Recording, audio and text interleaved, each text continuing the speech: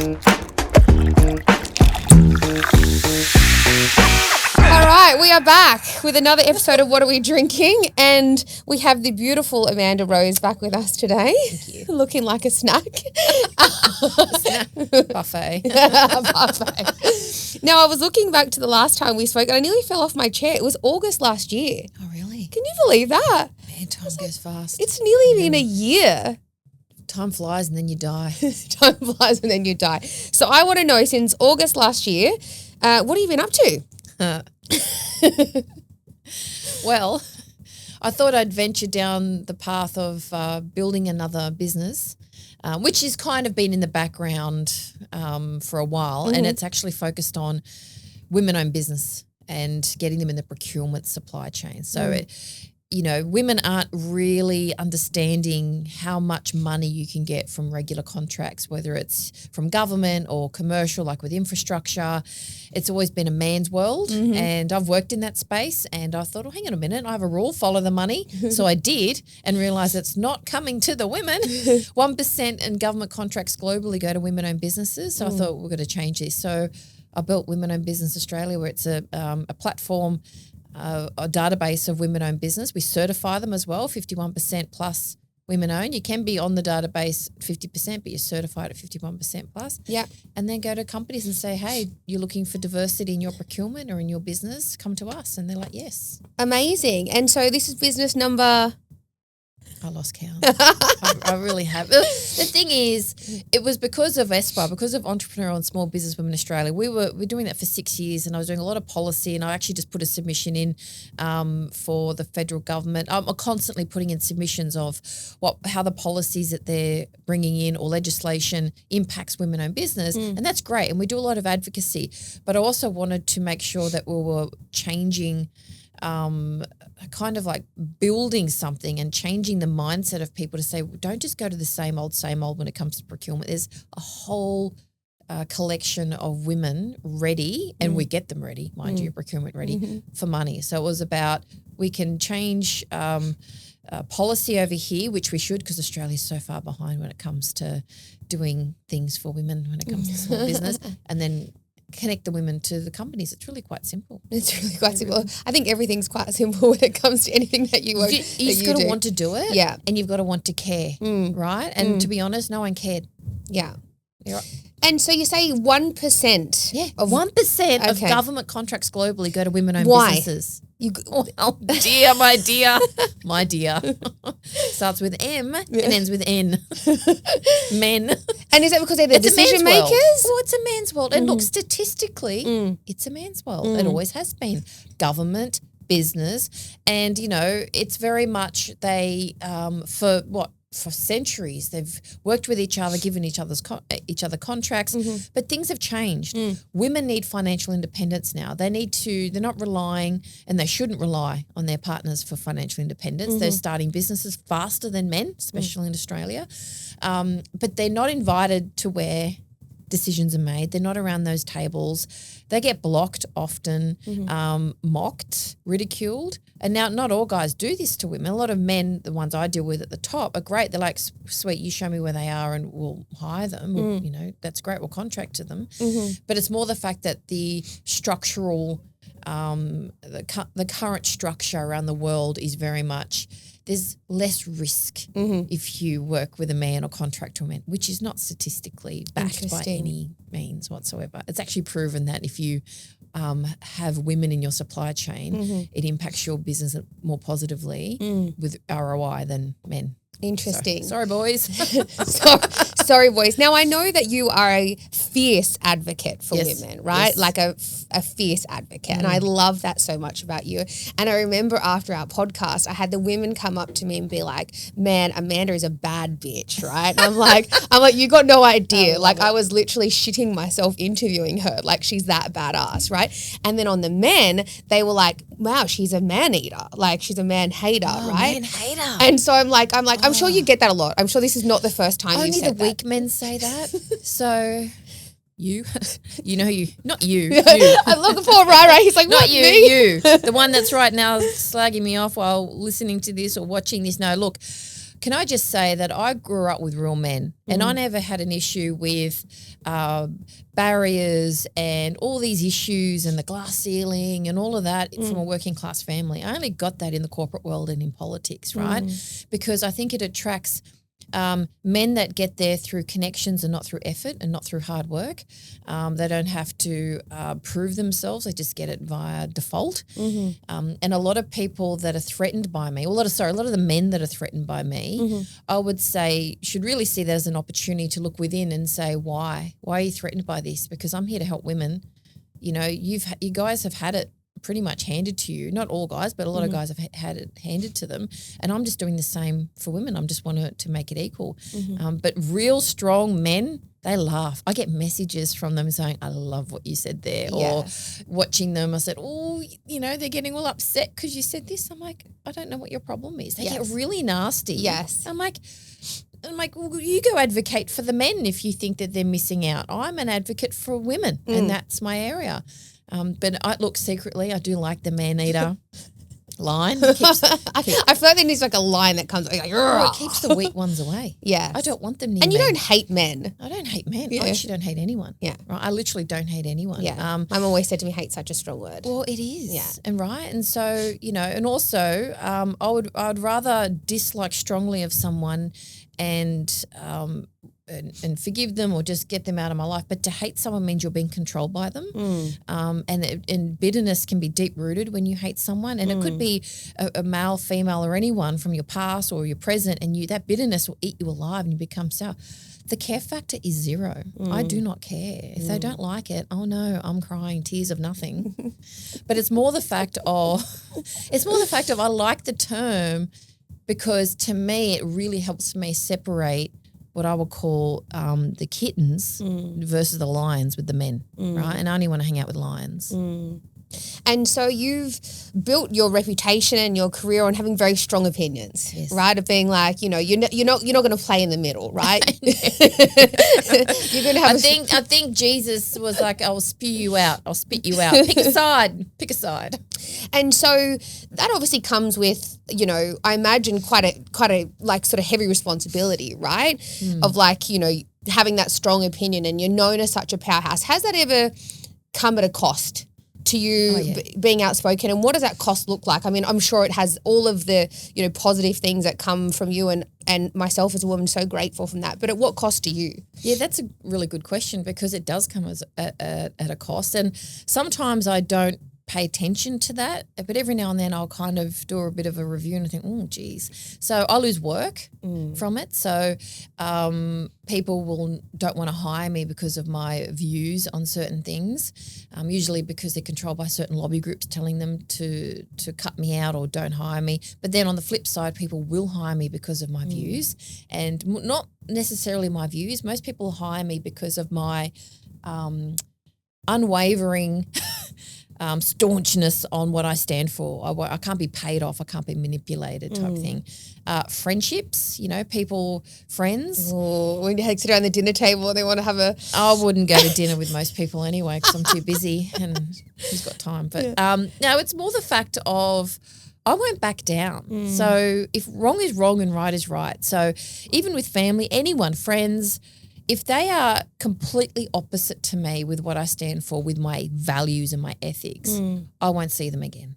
I would just move on, time's up, and we've got to move on. If I can't respect your views as a friend and your ethics, your more values, you can't respect mine, we don't have the same, we can't talk, we can't share things because, to be honest, and what I stand for is, well, for example, killing people is wrong. Yes. And I'm going to apply that to everywhere and everything, right? Lying is wrong. These are the things I will stand by. And so if people do that, I'm like, well, don't get annoyed someone else is doing it if you're doing it type thing. But I have lost friends, but also I've chosen to move away from certain groups. But I've never been a cliquey person. I've never been in cliques, but I have noticed it's a lonely walk. Yeah. But privately, a lot of people will message me. A lot of people will pull me aside and say, look, I can't publicly support you, but I really like where you stand on that. And as long as I know I'm doing the right thing for the right reasons, not to antagonize and not to cause an issue, but just to stand up for what is right. I just don't care. Yeah. And I know for me, I was having this conversation in the last podcast with Dane Walker, and I was saying, back in 2024, I was always known as Rachel Carey, the powerhouse woman, right? Well, still known. That's still the tagline, right? Creates businesses, pushes hard, blah, blah, blah. And there came a time in life where I got tired of being known as that because it felt like my self-worth was attached to that. Yeah. Does it ever get tiring? Oh, look, firstly, your self-worth is not attached to that, right? Thank you. God created you and your worth is in him, whether you have a business, have children, don't have children, single, married, anything, right? And I think society has created this hierarchy, this elitism, if anything, in different ways, even in business, where it's like the more you succeed, the better you are, or the more money you have, or where you live, or if you have more children, or whatever it is, there's always some measurement, right? I'm like, throw that all out, right? We're all equal. God doesn't make mistakes and he made us. So there's a win. But speaking of being tired, yes, it is tiring. And I think what's tiring for me is that I want to always deliver. It's not about I want to grow a business and be famous and be rich. Money doesn't drive me. I mean, I won't do stuff without making money, but it's not my driver. My driver is how can I help as many women as possible so they can be financially secure. And in a way, that can be draining, because a lot of people don't care about that. A lot of people don't care about trying to help women get a job or women get contracts, right? So you got to find those people that do care and work with them, and that's hard. Now, if I lied, was cheating, manipulating, doing what the world supports and doing what politicians do and a lot of businesses do, I'd be rolling in money. People would be flocking to me. You're amazing. But I'd be going to hell, right? And I wouldn't be delivering anything of value, and I don't want to do that. Plus, too many people are already doing that. But it does get tiring, which is even more reason why being alone and being comfortable being alone and just in peace and quiet is so good. I can spend a whole day and not say a word, just text only, and then you're on camera, you're like, no, I've got something to say. And then the next day it's like non-stop, right? So you have to balance it, you have to balance why you're doing it, but also don't give everyone access to you. You need to be unaccessible a lot of times. And I think obviously because you're strong, like you're a very strong woman, you've got a very strong presence, and you feel powerful. Like I think everybody can agree when you walk in any space, you feel very powerful. But I know, having, the pleasure of getting to know you a little bit, is how actually beautiful and soft you are inside, I know. No, I'm not. I'm a bitch. And that was so evident when I came to your most recent event, right? And I had the pleasure of speaking on one of your panels, and there was a group of school kids there. Now, I know this was a women event for women in business or whatever, but I believe that you invited a whole bunch of schools as well, right? And I don't know if they were paid ticket holders or whatever, but I think we give freebies. So all the events that I run, I have a rule where for it to be a truly valuable event, you need to connect cross sectors, right? So, if it's an innovation event like that one, I will make sure government is there as well as the business owner. But also I want young girls from high school to see what it is like to be a business owner. I want them to meet them, rub shoulders with them, listen to them, because learning is one thing, right, in the classroom, but going out and seeing it, because I was that person. I always wanted to see what was going on. I wanted to run a business, at the age of 4 type thing, right? So why does that not surprise you? I know, and it's really important that we do that. So all my events, I say, right, and it's first in, best dress. I reach out to schools, who wants in, and I'm known for it, so they really get in quick now. And we make sure they're there. We make sure also communities, there's key community organisations, and we give them freebies to come to as well, because you want, just imagine an event where you're meeting someone from the community, a school, government, corporate, small business. That's the type of event you want, right? Because then you get ideas and you're inspired, and everyone's like, this is great, instead of just the boring, what I would call a suits event. Yeah. Where it's the same people telling each other, you're wonderful. No, you're wonderful. No, you're wonderful. And it's all lies. Yeah. Well, so, no one had a swinging dick in the room, at least, you know what I mean? Well, based on what some people have said, I might. And I also think that, I didn't know when I agreed to come and speak on that panel that was going to be the case, but walking away from that event, particularly for me, I think that, young children or young adults, rather, whether they're male or female, is that this is beautiful fork in the road where they can, particularly when they're high school age, you know, where they've got the opportunity to go left or right. Yeah, what you do know, they wanna do? I know I certainly went all the way left or all the way right, whichever way you We've want. all got a past year. You know, and so seeing that and being a part of that was really special. So I just wanted to commend you on making sure that it's really inclusive and that it's not just the top of town. Well, you know what? And one thing I want to say for those who want to do something similar with being inclusive like that, it is hard, right? Because I wanted to create what I knew was missing. And sometimes people will pay a lot of money if you do an event like this over here, right? But I didn't want to be like everyone else. I wanted to create something that was unique and mixed.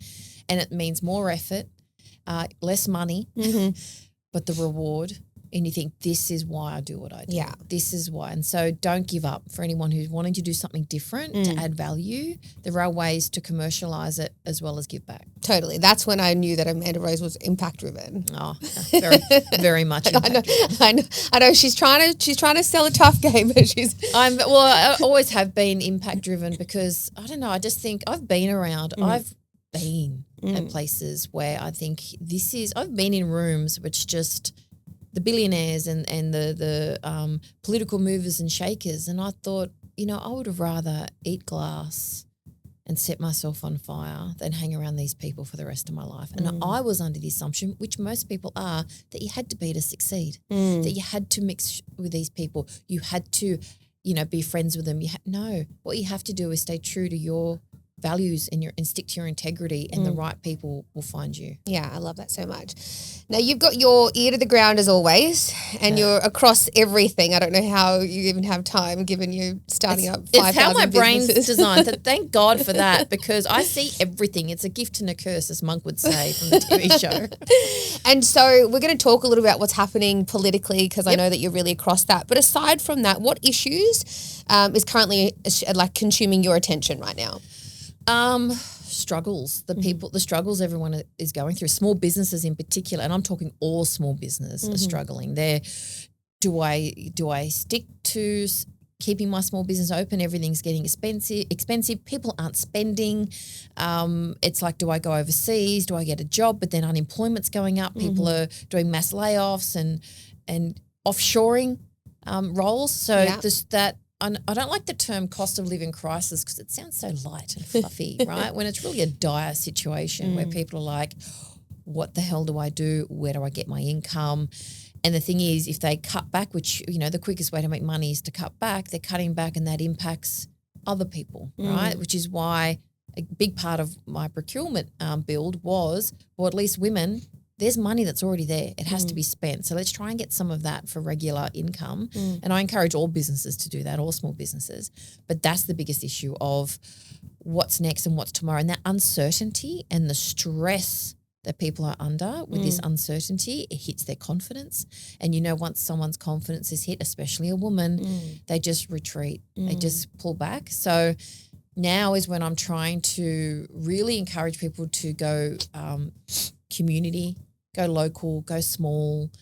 Don't go too big if you're not prepared for it. Stick with the people that you know, work together. All you need is a handful of people to work with you and you can survive tough times. Yeah, I love that. And so you talk about things like offshoring, layoffs, that kind of thing. And then obviously we have the big conversation around AI, right? Taking over jobs and et cetera. It's like, in your opinion, whose jobs are at risk and who's safe? Well, fun fact.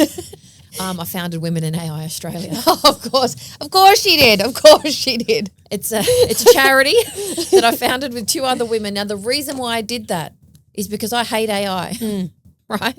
I hate it. But then I thought, hang on a minute, who's running it? And there's like 3 billionaires that run it globally, and that's concerning for me. And I thought women have always been left behind with tech. With opportunities just in the workplace in general, in business. So I thought, hang on a minute, let's make sure they're not left behind here because the biggest problem with AI is people don't understand responsible AI. They don't understand that it is a tool. Now, you can use it for good or evil, like anything, money, anything, right? It's responsible AI is how can we make sure that we're still using our brains, our thought processes, our independence, all of that first. It should be human-led.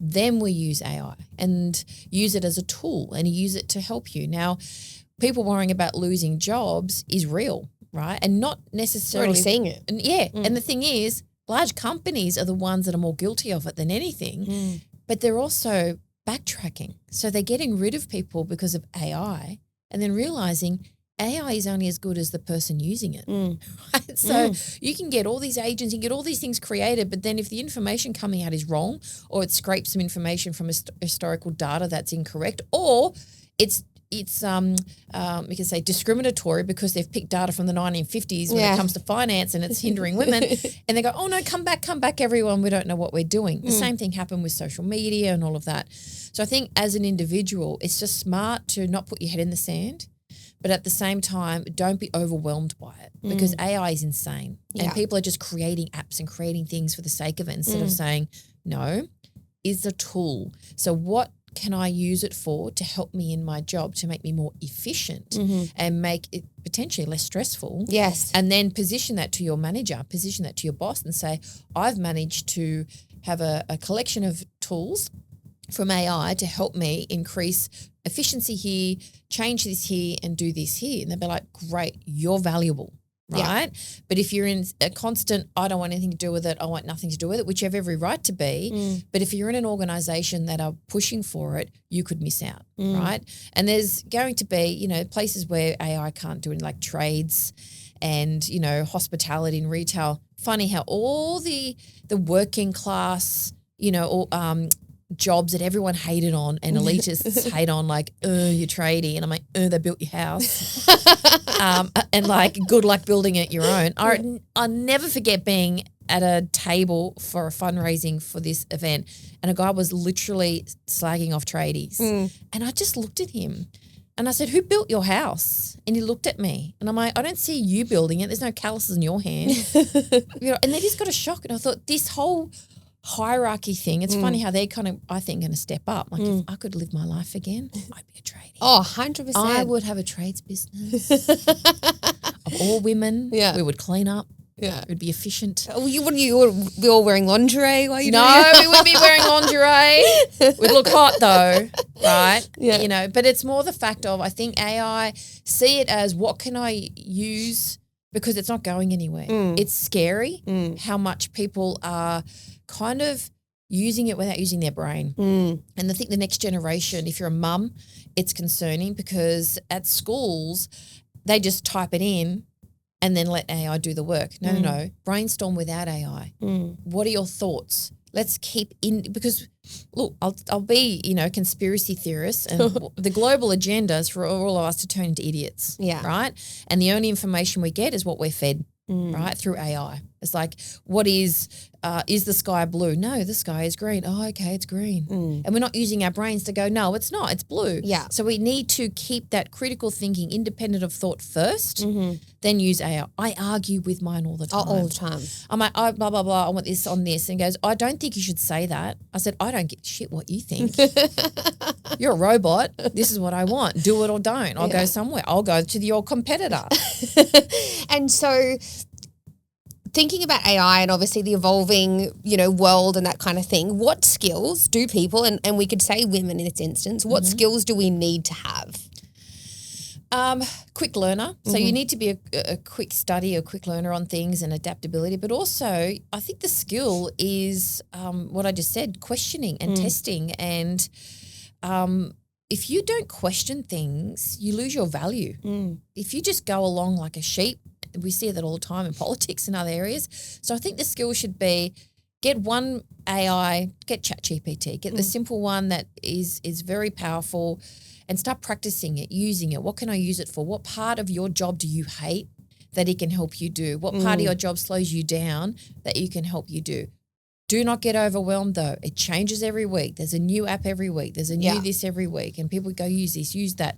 Just use what you need to use to get your job done, right? Yeah. And then maybe add another skill, just like you would anything. We all hated social media when it first came out and everyone has to do it, right? Yeah. So it's like just get comfortable enough to know it, but learn. Like the skill I would say is have a mindset of learning. learn something new and tech, be comfortable with technology and go to someone. If you're older or if you're in a space where you've never worked in that, go and find someone who is and say, hey, can I pay you to sit down with me for an hour and just show me what you know about it? Yeah. Learn, Institute of Applied Technology have free AI online courses. Do one. No one's watching you. You do it online. Yeah. So get comfortable, but it's that learning. Think for yourself and learn, but get a skill of how can that help me in my job, regardless of what your job is. Yeah. And I have a pretty strong opinion about our education system and how it's still in the 1950s. And I've got a bit of a scenario for you. So my daughter, she's 5 years old and she's brilliant, right? Now, she is known typically in class for being disruptive, unable to focus, behind in her learning. She can't sound out words. So, for example, they're learning things like cat. And so they would say k-a-t, and they would have to sound the word and put it together. Now, back in our day, assuming that, we did school in and around the same time, we were just taught to memorize the word, right? And so education has changed and evolved, now they're sounding out. When I had the meeting with with her teacher, I was like, I don't even understand that. But anyways, she is brilliant in the way that she can critically think, right? And so my daughter will think, oh, I want to get that at the top of the cupboard. And my youngest one could probably sound out cat, but would just be like, I want the chocolate at the top of the thing. My eldest, the 5-year-old that has these difficulties in traditional learning, would find a way to get the chocolate at the top of at the top of the shelving. She would also say things to me, I'd lost my fob to get into the garage, and she's like, well, why don't you just wait for somebody to get out and then you can go in? And I thought, for a 5-year-old, that's fucking brilliant. I would much prefer her to be able to solve problems in real time than be able to sound out cat, right? Because she's going to learn how to read and have critical thinking with our children. We need to brainwash them. Yeah. We need to make sure that when a government announces something, they go, okay, put the chip in me, please. That's the generation they want. Trust the government, question nothing. If you say this, you'll get arrested, so say nothing. Believe everything you're taught. Don't question it, or you're a rebel. Remember the naturopaths were called quacks growing up? When I was growing up, the ones that did anything natural outside of the pharmaceutical company were called quacks and hippies and don't go there. And, well, again, they don't want you thinking of there's an alternative, right? And I think it's really powerful when a child doesn't fit into a classroom. I never did. Me either. Hello. Too talkative. Doesn't concentrate. Yeah. I'm like, still too talkative, still doesn't concentrate. Managed to get where I am. Yeah. I don't like that there's this plug and you have to fit in that. Right, at school. You have to study and that's great that some can, sitting for 8 hours working. Oh my gosh, I can't sit for longer than an hour, right? Those who can do it, great. Those who go to uni, great. TAFE, great. There should be options. I don't think we should let people not have structure. Structure is important, but I think we should be encouraging children to critically think. Do you agree with that? No. Why don't you agree with it? Write down why you don't agree with it. But the one thing I was always taught growing up, my mother used to say, you don't have to agree with it, honey, but keep it to yourself because they don't like hearing it. Yeah. Just say what they need to hear in your assignment, get your top marks or get whatever you need to get and get out. I still do that at uni. I mean, not now in this degree. I argue all the time with my lecturers because it's law and I'm like, that's wrong. Yeah. But before that, if I even strayed once to say, I did an article I remember I did an assignment in Year 12 and I said how corrupt the United Nations was. That she got an A. A for effort. Teacher was not impressed, right? And I'm like, but they are, and here are the reasons, right? And now we find out a lot of it does a lot of child trafficking through the system. And just like if you say, I don't like this, I don't like that, everyone's like, no, you can't say that. Why? Because you were told, no, critical thinking, backed by research, backed by data. And if you think of today, adults, you give them data, you give them research, you give them facts, you give them a photo of something happening. No, that didn't happen. This is what they're turning people into. So I say your daughter should lead a revolution of critical thinking. Oh, don't tell her that, please. Right? She will do it. Just call it the revolution of critical thinking and then start signing them up now. And then in about 20 years, you'll have this massive movement and probably a political party. So there you go. There you go. And I do also think that there is there is being academic, which is brilliant, right? I've never been academic in my opinion. I've never finished school or gone on to do any tertiary education or whatever. But a lot of very successful people are not academic. They just can solve complex problems, you know, and so sometimes. Well, look, let's face it, the reason why I got degrees is so I had a piece of paper to say I'm smart as I am. Yeah. Right? That's essentially my first 3 qualifications were that. Now what I'm doing is because I want to learn law and legislation and understand for my policy and lobbying and things that I do. So it's very relevant. But before then, I couldn't tell you what I learned. But I have a piece of paper that says I'm really smart. Right? So, Tick. Hi guys. Yeah, I'm not stupid because I've got all these pieces of paper. And as a woman, literally, a lot of in where I, you know, growing my business and kind of with where I wanted to head, I had to build up that. Yeah. Then I have a friend that runs 2 very successful businesses. That's it.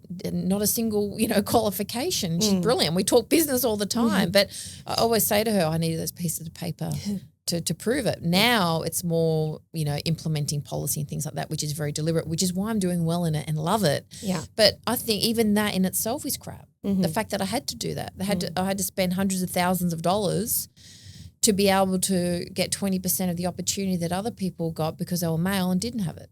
So I think it should be fair across the board, but that's not life. That's not reality. At least now I can dominate them because I'm a man-eater with degrees. All right. Now we'll talk about women for a little bit and a bit around the economic climate for women. So obviously the latest budget has sort of been released. And so how do you think this is specifically going to impact women? Well, firstly, liar, pants on fire. Well, the thing is, they all lie, unfortunately, politicians. But what concerns me in this particular one is that it was rushed. There was no consultation. And I found that the rhetoric is we support women's financial independence unless they are doing it independently of government. Right? Or unions. So, for example, you have to work for an organisation because then you could be a union member or pay your super and do all the right things. But if you are building that independently and you're building your own financial freedom through, say, building a business and selling it, having an investment portfolio of houses if you choose to. We're not talking institutional investors here. We're talking people like yourself, you know, women that are just trying to look after themselves and their family and in the future would not need a pension, would not need any of that because they've looked after themselves. Yeah. They're the ones that are being hurt in this budget. So that's what frustrated me. I have no problems with people that have 20 investment properties or 200 or 2,000 or the politicians that have them and use negative gearing to build them. The hypocrisy there is mind-blowing, right? They all do it. But it's the fact that, hang on a minute, don't stop women from being able to grow their business, sell their business. And I'm getting a lot of hate when I say that because people say, oh, you're just feathering your nest. I'm like, so not paying yourself for 5 years while still paying taxes and paying staff to build a business that you might want to sell in another 5 years, you took all the risk. Yep. You invested all the money so you can get that return. If that return is then slashed, then you literally, why do it? Because you're not getting that money back. You might as well go get a job. And if you get a job, then you're a lot more controlled by government, right? Now, that job is not going to be in small business because they're closing down by the day. Yeah. So I think this particular budget did not consider that, that a lot of family trust structures for the everyday family is to support the women while they're building their business. I have a friend that's building her business. So her husband, some of his money goes to her to pay her so she has money while she can build her business. That's what those structures are for, right? Not because someone wants to rip off the system. Yeah. It's to support entrepreneurship and to support families and to income split, to do things like that. We're not talking your Murdoch trust structures. We're not talking the billionaires and how they're doing whatever they do, and I really couldn't care. But it's more the fact of, well, hang on a minute, let women have the opportunity to grow because the amount of taxes that we pay in business is mind-blowing. Oh, it's actually horrendous. Look, it is so bad. The language is colourful every time I have to pay it, right? And every time I have to pay it, which is regular because it's never ending, I just think, why am I doing this, right? So, if I didn't have my purpose, if I didn't have that purpose in me, I'd probably just go, I'm out. You know, it's ridiculous. And I don't like that it kills off that that hope and that entrepreneurship and that spirit that we need for women. So for women, I think it's shocking. We've just put in a submission on behalf of women-owned businesses. Woo! Mind you, the inquiry is very short-lived and it's due today, the submission. Like it was that short, so not many people knew about it. Yeah, because no one wants a submission. Well, that's right. They don't want to actually face it. And I said, well, can you actually consult women? Or can you carve out saying women aren't impacted, you know, or whatever it is, let's just have a look at that. I know you're trying to target these guys over here. I don't advocate for them. They've got the Business Council of Australia, Australian Chamber of Commerce and Industry. They will advocate for them. But women-owned business, no one's advocating for them. So we need to protect them. We need to, if the government says that they're for financial security and financial independence for women, then they need to prove it by protecting women in these tax changes. And so, excuse me. It's all right. I was going to sneeze, but or the season. You know, it's not going to come out. Look at the light. You look at the light. No, is that what it is it? And so what are the benefits then now as a woman that, or as anybody that wants to start a business today, what are the benefits? Very good question.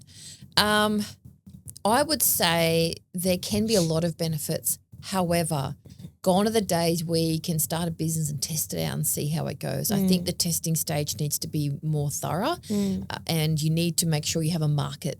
So you need to create a demand for your service or product or know that there is one before you do that. And that's really important. Don't just create it thinking, oh, this is such a great thing, great opportunity, even if it is brilliant ideas. So a lot of people create a product.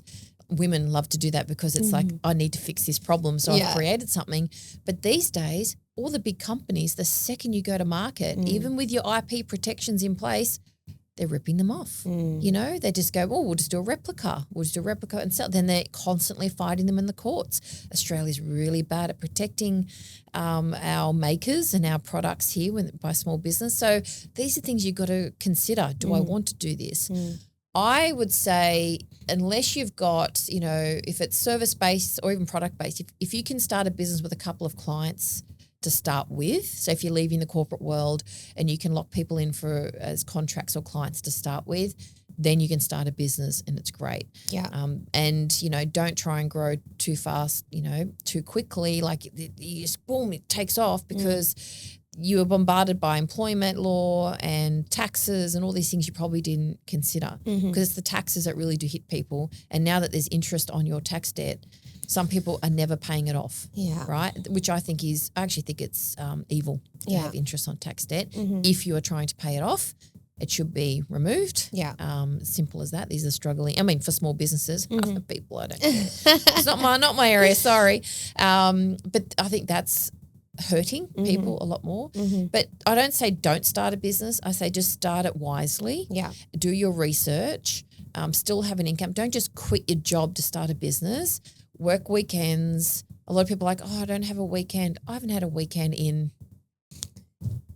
20 years. Isn't building a business so much fun? It's so much fun. You know that saying, I quit my 9 to 5 so I could work like 5 to 9, or even longer. And it's the flexibility. And that's another thing why women start businesses. They want the flexibility. They need to juggle their responsibilities. So we need to make sure that's still a viable option for women to do so. And most women, you know, I think 80% of small business women have a 250 turnover for the year, and a lot of them just paying themselves a wage, like it's a job for themselves. And there's nothing wrong with that. You don't need to be the next entrepreneur making millions of dollars. It's not about that. It's about financial security. Plus, women statistically hire other women and they hire young people and, you know, diverse people. So it's like really helpful if they were supported more. So I wouldn't say don't start a business. I would say be very, very careful. So market validation needs to be number one. Absolutely. And get those contracts, ask for them, lock them in, get clients on board before you launch. Yeah.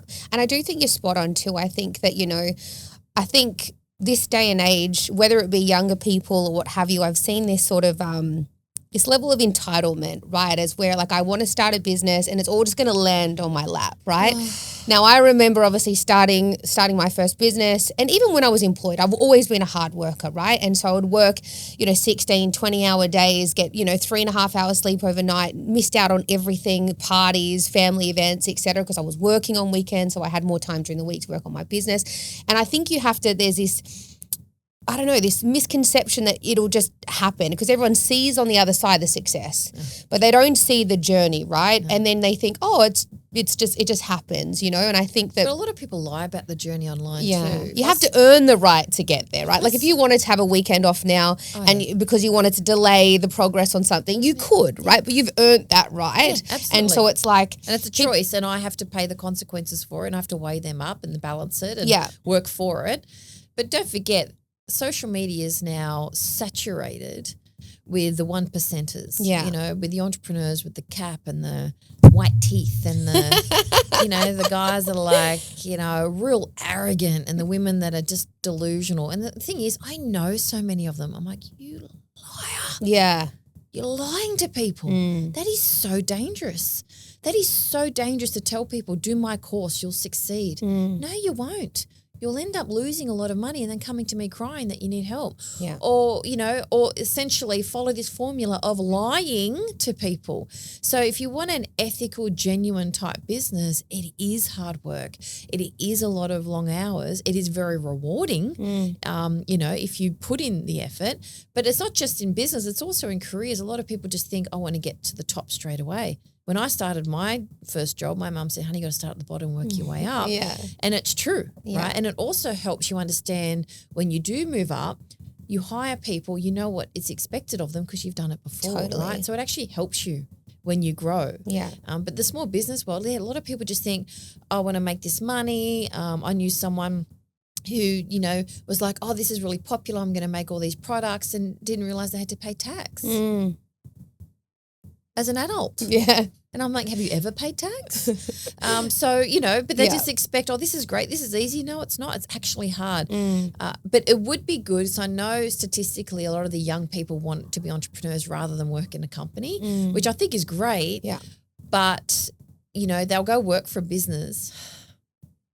Go, I can do better, right? So you get a tradie that works at a business and they say 23 and they're like, right, I can do better than this. So they leave and start their own business and realize, hang on a minute, you got to get the business, you got to quote, you got to pay taxes, you got to buy your own tools, you got to do all of this. So if anything, my suggestion is if you are young, talk to the people you're working with. Say, this is my goal. I would like to have my own business one day. They might even you can buy into their business, right? And it saves a lot of time and a lot of hassle. Like, these conversations need to be had. If you're really that ambitious and hardworking and you can prove, just say, I'd like this one day, and they might be at retirement in 10 years. You can say, well, how about you can get a profit share of the business or buy 20% in and eventually take it over and buy us out. Yeah. These things used to happen. They're not happening anymore. Everyone wants their own piece of the pie and everyone wants to compete with someone. Like, don't. Yeah. If you really need to put in the hard work, find someone else that's similar and work with them. If you totally. Can. And I was that idiot, to be fair. I was the one that was working in the job, and I had had a pretty good career, but I was like, I can do this better. And how quickly I was fucking humbled, right? When I stepped down, I was like, what do you mean? I thought I knew everything, right? And then yeah, exactly. I don't even know if I was that young, to be honest, but don't worry, we know everything now. It's all right. Yeah, exactly. And you obviously you can figure it out, or you can go back to paid employment, right? Yeah. But I think you're spot on. It's like either you have the audaciousness to be like, I'm going to do this and I'm going to figure it out, or you learn from people. I mean, beautiful Rai over here, who's our videographer and producer and all of these types of things. We had a conversation recently. Do you mind me sharing, Rai? Yeah, you can. At our most recent performance review, and I was like, what are your aspirations in the next 5 years? And there was two things that were important for him. He wanted to have an audacious amount of money so that he could support his family and his future wife and his future kids and whatever. And he wanted to own his own business, right? And that is to have a video production, agency that's going to, help amazing people, and he can live out his creative genius zone and all that kind of stuff. And I was like, right, well, what do we have to do across the next, 3 to 5 years because I'm going to keep him for that long, you know. Well, it should be a transition. Exactly, in order to get you from here to here. And what do you need from me? And so my commitment to him is that we will work together over the next few years in order to get him there. And I've already said to you, I think I told him, you said, who's doing videos? And I was like, my right is doing videos on the side, you know. I've got you in mind for when I do a podcast too, buddy. Don't you worry. 100%, because, you know, I wish somebody had taken me under their wing and said like, here, let me show you and let me show you the sides of business that you need to know so that when you go and take that step out. People don't do enough of that. I mean, I had a handful here and there of people that have really supported me or opened a door or something that made such a difference, but it wasn't natural for a lot of people to do that. Yeah. And I'm the same. So I had a staff member who was a pilot and wanted to get into the Air Force and tried so many times, finally got into like the Top Gun, female. And I was like, yes, I want you to leave. I want you to get in. You know, I was a reference and she got in. I was so happy. Like, what do you want? And I always say that to my team. What do you want? What do you like? What do you hate? What can we do? You know, and she's going to kill me for saying this, but my wing woman started as my graphic designer. Yeah. Right. Who is now my policy and communications manager. Yeah. And she's remarkable. Like the talent, I always say her previous employer, who I won't name, because when I run into them, I'm like, she's not coming back. She's mine. You didn't see talent when it was right in front of you. I do. And it's really important because I care. I want people to enjoy what they do, have a goal, feel like they're reaching that goal, like everyone around you. That's kind of what you want. And other people try and take advantage of that. And it's funny because they fall on their face when they do. It's like, no, when you're genuine, you find the right people, you work together. And people want to know, how do you get that loyalty in your group? Or how do you, with your connections? I'm like, because we care and we help each other. Totally. And people outside of it can't get in. Yeah. And I like that. I like that big protective, you know, if you're an asshole, you can't get into this little group. Yeah, you know? Totally. And I love that he had, you know, the confidence to be able to say, this is what I want. That's important. Rather than say, oh, you know, I just want to be your wingman for the next. Don't say what you think I want to hear. Say what is it you genuinely want. Yeah. And you know what? It usually works out well for Totally. And even though it'll mean that one day he's not in my realm, obviously he'll have his own. Look, 3 to 5 years will get you to sell your business. And exactly. Well, I said to him, what a perfect opportunity, right? As like, you can use me as a case study. This is what I can do for your brand. You know what I mean? So if he can take brand from A to Z, that's right. You know, and through video and through creative and all that kind of stuff, then he can essentially go out and build his own business on the back of what he's 100%. Done for me. He wins, I win. You know, it's a win-win. There's always a win-win. Thank you. There is. And I used to get mocked for that. In my 20s, people go, you're always about a win-win. I'm like, look at me now. Yeah. Win-win-win-win. Yeah, exactly. There is always a scenario. And if there's not a scenario where everybody wins, one person in the deal is just resentful. Yeah. In my opinion, right? They'll just feel like, oh, I gave in. You know what it requires? Critical thinking, honesty, caring about each other, solutions-based. I'm such a solutions-based person. I'm so calm. People come to me with the worst scenarios. I feel like I'm looking at my 5-year-old daughter in years' time. I'm like, am I literally raising an Amanda Rose? You probably are. Like, people will come to me. People used to come to me for other departments when I'd work somewhere with the worst, that absolute panic, phone calls, people in panic. And I'm like, calm down. Tell me the details. Here are your options. They're like, oh, okay. Yeah. Now implement an option. Yeah. Now, you talked to me about taxes, right? Now, one of my biggest bugbears is payroll tax. Oh, my gosh. Let's punish you for employing people. Yes, but also my understanding, and I don't follow it close enough, but I had this conversation with an advisor the other day. Now, when they implemented payroll tax, it was supposed to offset GST or something similar. Can you explain that to me? They weren't supposed to happen at the same time. Okay, we were promised that it would be gone. We were promised a lot of things. And can I just say, it's both sides of politics that have done this to us. So we'll just do this as a temporary solution. And then when GST comes in, we'll get rid of payroll tax. Or income tax has gone up. And they said, yes, but it's because inflation's gone up. And I'm like, but hang on a minute. We're not earning this amount anymore. So now it's better off to earn less. So you're actually taking out the ambition. So anything where there's tax, we've been lied to. Yeah. So we're now paying I'd say quadruple tax as a small business owner. So you've got your GST, you've got your payroll tax, and that's here with your state. And then you've got federal with income tax. You've got company tax. Sorry, I keep saying this. Oh my God, my heart just beats as soon as you say all these taxes. I'm going to need a Valium. Yeah, I'm like, the coffee's not helping. Ridiculous. My heart is really racing now. So And I don't often talk about it because it causes me so much distress, amount of taxes that we pay.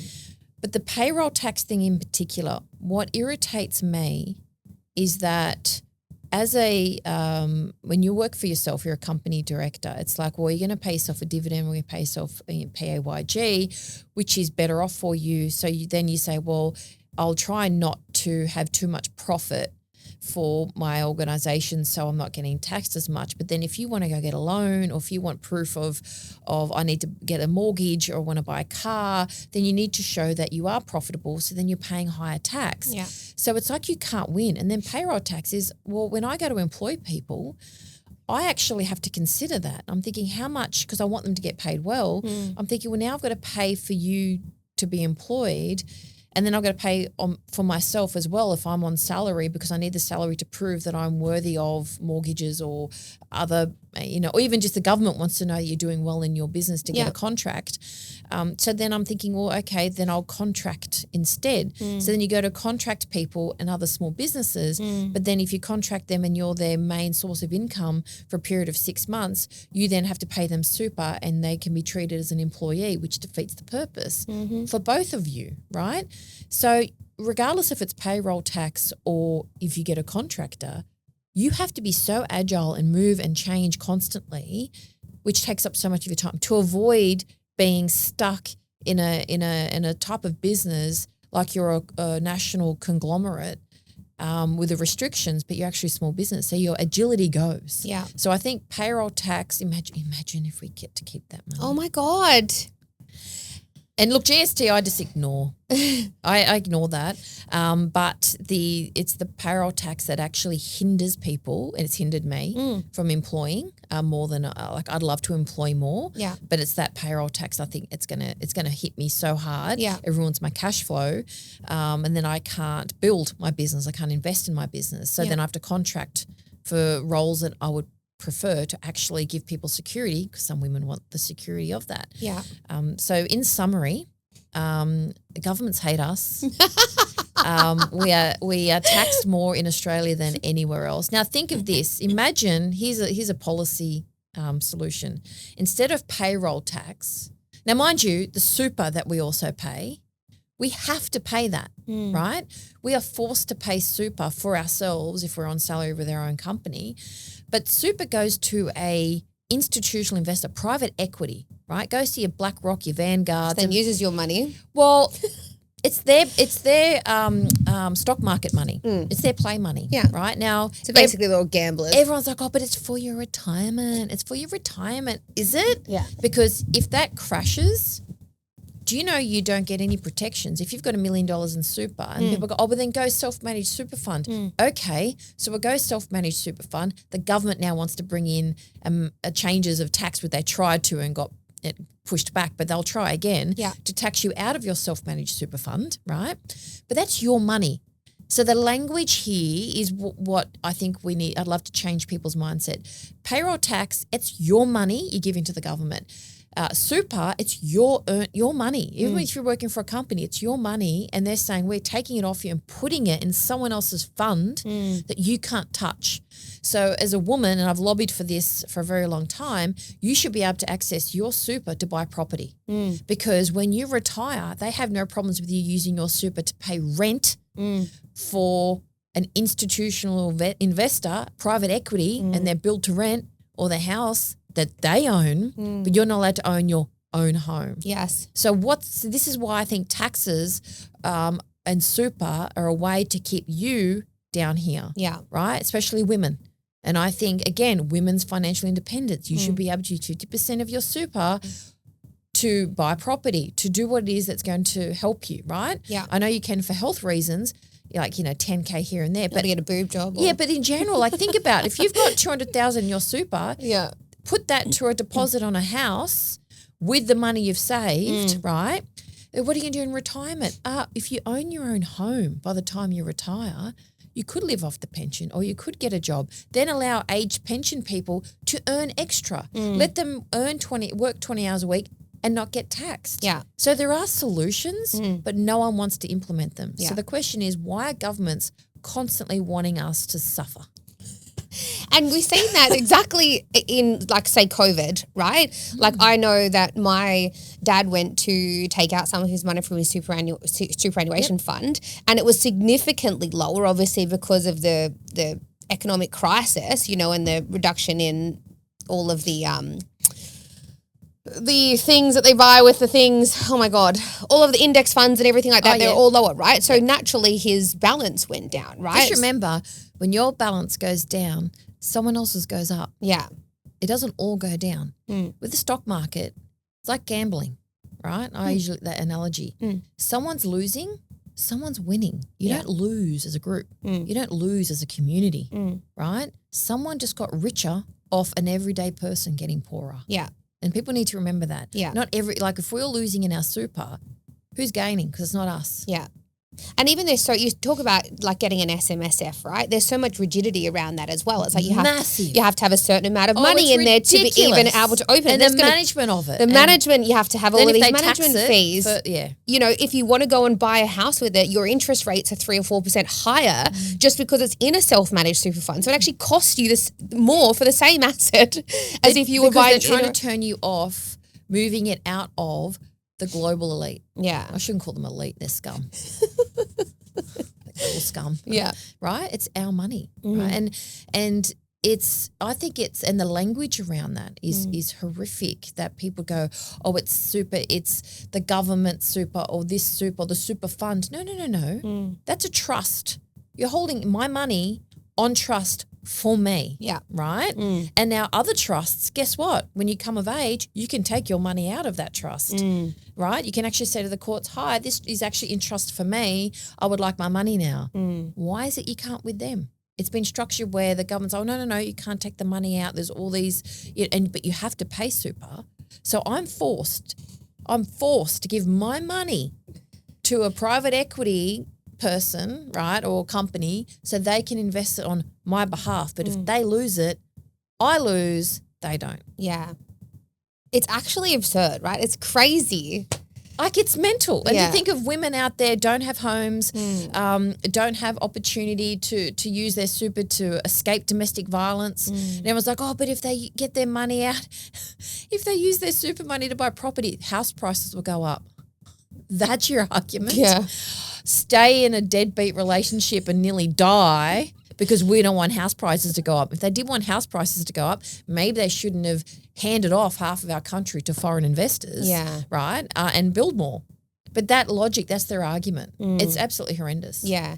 And so obviously there's a lot of talk around town around this, you know, Albo's our new financial partner and he'll get, you know, half of, you know, 47% of our businesses. Yeah. I've been loving watching it all unfold, to be honest. Not that it's not that it's happening to us, but just the fun social media posts and that kind of thing. So is this something where it's going to be like, okay, this is our future and this is how we have to start thinking about business, our exit strategies, etc.? Or are we going to see a change in government, a new budget? It's all going to like what is the chances of this being, this is our future, or are we going to see a change? Like, what's your opinion on that? Well, I think the danger is that a couple of things. Firstly, if it does go ahead the way it is, we're headed into being a communist country, right? Aspiration will be killed off, small business will just be the poor get poorer, the rich get richer, which is essentially where we're headed. Isn't that what Labor is completely against? No, they're not. Labor are communist, right? They just hide it and lie about it. And, you know, just kind of liberals are capitalists, right? And the thing is, what people don't realise is that they're both friends with billionaires. And I think people assume communism means it's for the people, by the people. It's not. It's the rich get richer, the poor get poorer, end of story. But extreme capitalism is the same thing. So if you get extreme capitalism, you've got billionaires that want to stay billionaires and we don't want you to become billionaires either. So they keep you down in certain ways. So they're kind of as bad as each other in a lot of ways. I think the issue was that the lying was concerning because, you know, you're voting people in thinking they were going to help the most vulnerable. You know, you want people, you want teachers, you want nurses being paid well, you want people being paid. I mean, to be honest, they're doing the most important jobs, right? So you want them getting paid well, but you also want them to help small business and be aspirational, but they're not when it comes to like say billionaires, it's no, we won't hurt them. Both sides go no, we won't hurt them. So you can't trust what they say during political campaigns. It's not illegal to lie during a political campaign, which I think should be changed. So I always say prepare for the worst. Right, so it's kind of like, what's the worst case scenario that all these things get implemented? What are you going to do? Some people I know are already planning on moving country to go somewhere else to build their business. What structures can you put in place to handle it? You know, with taxes, you got to have a good accountant to be able to handle that. So it's kind of, that's a reality. I don't think they can survive this. I think they've just unleashed an entire sleeper cell of small business owners, which I've never seen so interested in politics in my life. Yeah. The dismissiveness. The problem is with the Labor Party, which people might not understand. So I like a couple of members in the Labor Party, and I think they're very genuine, right? But the caucus, you can't go outside it. You can't speak up. So if you don't agree with what they stand for from the top, you're out. Ed Husick is a good example. He stood up against a few things with them, lost his ministry, right? And he was quite brilliant in his ministry. So that's what happens. Liberal Party, you can speak up, and everyone's speaking up and everyone's fighting each other, right? Which is, and they're kind of like, they've shot themselves in the head, and I think they're over, and I think One Nation's going to take their spot. But that's the problem with Labor. So you think your local member's representing you, and they're not, because they have to do what they're told. And that's the problem. So it's not a democracy when it comes to Labor, even though you want it to be, it's not. So I think the only way people, the small business communities, come out going, whoa, what's going on here? I think they're going to vote them out. I think people are going to start losing their seats individually. In Western Sydney, for example, I know there are Labor MPs contacting small businesses to say, what do you think of the budget? What do you think of this? So they're panicking, which is a good sign. You should be panicking because you're supposed to support your local area. You're supposed to be supporting the people. That's why we vote you in. That's right. We're not voting you in because we want you to be a mouthpiece for the top. Mind you, Liberals have done the same in the past, right? During COVID, they're all mouthpieces, right? They just literally told you the script that they were given, right, from the top, who literally got it from the top, which is, Satan. But but essentially that's what happens. So I would like to see some Labor MPs stand up and go, I'm against this. And I know some are doing it, but more for political reasons. I would like to see some independents win some seats in the next state election, for example, but even federal, I'd love to see a change. I know One Nation is taking off in popularity because people are really disheartened with the Labor Liberal two major party. But I caution them that no matter who you support, have a look at their policies, have a look at the people they have running for their seats and say, do I want that or do I want something else? Don't be afraid to vote for a Teal if you haven't before, right? Like I like Allegra Spender because the focus she's put on tax and tax reform.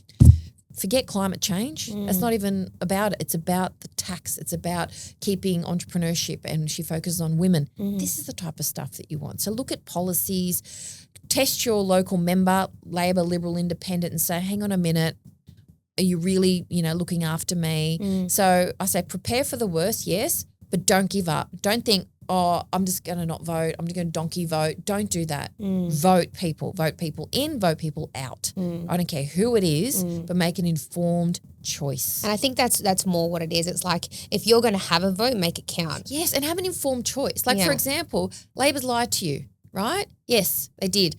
Did your local member push back on their leader and say, you lied to my people? They'd probably stay in if they did that, right? Yeah. Other people, have they lied to you?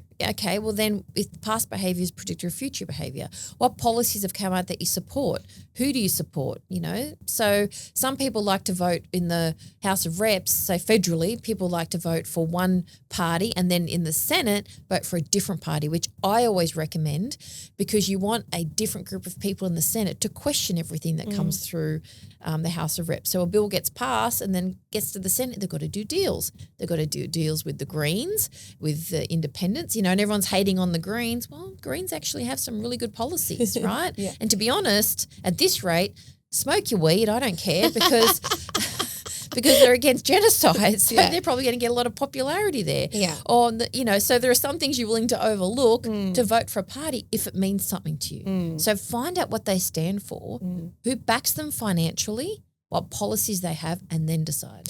And so you are so well informed and so across everything that's happening in the political space. For your average Joe Blow, myself, who doesn't watch the news and isn't really across it and all that kind of stuff, is that there was a recent announcement around a budget. A treasurer got in there and said all of this stuff around budget. There was also the NDIS reform, as we know.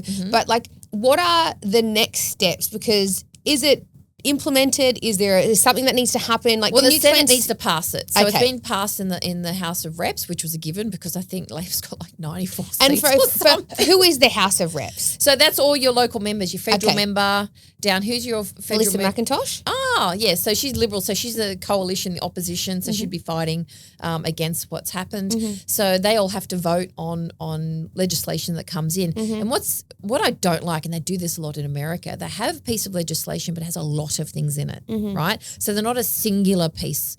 I think in America they call it a filibuster, where there's a whole bunch of stuff that's irrelevant.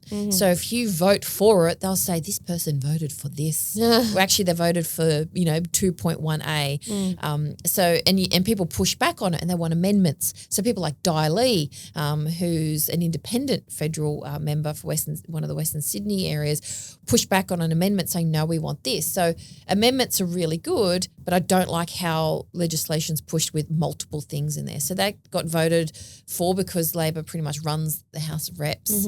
Then it goes to the Senate, and the Senate's very mixed. So you've got independents like David Pocock, you've got One Nation like Pauline Hanson, you've got Liberals, you've got Labor, you've got Greens in the Senate. And so they've got to vote on something. Okay. This is where the deals are made. Okay. Right? So I know the Greens are pushing back on this legislation, not because of the tax changes. I'm sure they're happy with people not making money. They are probably pushing back on other areas in the legislation, probably the NDIS type of activities because they're very pro NDIS. So they were saying, hang on a minute, this is going to hurt them. The Liberals are probably trying to do deals saying, hang on a minute, you've got to change these capital gains taxes. We need some amendments. Then the Treasurer's come out and he also wants to pass in that legislation, I get ministerial powers, which means that I can decide who gets a carve out from that tax change, which means not you don't get it, right? But this person gets it. The concern there is the fact that the Tech Council of Australia will say, hey, you're killing off innovation in Australia. No one will want to invest in Australia. You better carve out for tech businesses with these capital gains tax changes. Yeah, okay. But we know that a carve-out for tech is a carve-out for men, right? Because majority men run tech businesses and big tech businesses. Women get something like between, 2% or 4% of investment when it comes to entrepreneurship. So does this mean women get wiped off the planet altogether? Because there's no carve-out for women at all. So people who have access to the Treasurer are people with money, people that are backed by money, the unions, people with power. Not us everyday folk, right? So that's why I think the Senate needs to have more independence. That's why we need to have people that can advocate and say, hang on a minute, how about the small businesses? And I know David Pocock has surprise, I support the man when only a couple of years ago I could have set him on fire. Right, because he didn't support something that was for small business, and now he is. I'm like, okay, I like you now because you're supporting my people, right? And that's how it works. So it's got to get through that. They've got a Senate Select Committee, which is a committee they've whipped up together to discuss the changes and they ask for submissions. We put in a submission for women-owned business. We're always open to giving evidence. Sometimes they invite you to give evidence depending if it's going to help them or not. Whether or not that makes an influence or changes anything, I don't know. Worst case scenario, it all gets passed as is, and then everyone runs around frantic, panicking, gets an accountant. What do I need to do? How's it going to impact me? Yeah. Usually doesn't start until the next financial year, so you kind of have a year to do that. And then the plan would is to vote them out or, for someone else to win the next election and then to reverse the legislation, right? Which does happen. But carve-outs are dangerous, I think, because you're saying that if you're in this particular group, you can still benefit from those tax exemptions or those benefits, but if you're in this group, you don't. And I'm not for that. And in your experience, once it's obviously gone to the House of Reps, it's now going to be passed for legislation, right? Is like what amount of those initial implementations actually see the light of day. Because at the moment, everyone's running around with their heads fucking cut off, like freaking the fuck out. It depends when they say they'll be implemented, right? And when is that? Is there a date? I think it will be 1st of July 2027 is when they'll it's usually the beginning of the next financial year. But there'll have to be a legislation passed before then. They will. So they'll pass it and then is there a date that they have to pass it by? No. Some legislation gets knocked back constantly. I think 3 times it gets knocked back from the Senate, which they won't want because I think that forces an election, which they're trying to get an early election now. I know the coalitions is wanting an early election. I would love an election now. That would be fantastic because just to see the realness of people of what they're voting for. I think a lot of people are very disappointed with what's happening right now. But usually it gives them a year for implementation. When you think about it, we've had so many hits. Like we've had, minimum wage increase, which I'm all for people having a livable wage, 100%. However, if you're squeezing the small business like this and you've got the minimum wage increase and all these other payroll tax and all these other supply costs, they'll close down, unemployment will go up. So increase the minimum wage, okay, but then have a carve-out for small business if you're going to do carve-outs and say, well, they can have a payroll tax exclusion for 12 months to help with the cash flow or something like that, right, to encourage employment. But, usually it'll be implemented by 1 July next year. People will be in constant restructure mode. Accountants and that's another thing, insolvency specialists are probably going to make a fortune, right? And I recently spoke to New South Wales government, said if you're going to provide any free service for small businesses moving forward, if they do Business Connect again, can you have free insolvency services? Because it's like $15,000 for someone who's already in debt to then, go through that process. Which is likely in debt because of its tax bill. Exactly, right? So then you're also going, and I don't condone this, but it's going to encourage corruption. It's going to encourage people. They go, well, I'm just not paying tax and I'm going to rack up my tax bill, go bankrupt and walk away, right? That's what's going to happen. Like people are desperate. Yeah. So I don't think they realise how severe this was and how detrimental this budget was to the small business and entrepreneurial sector.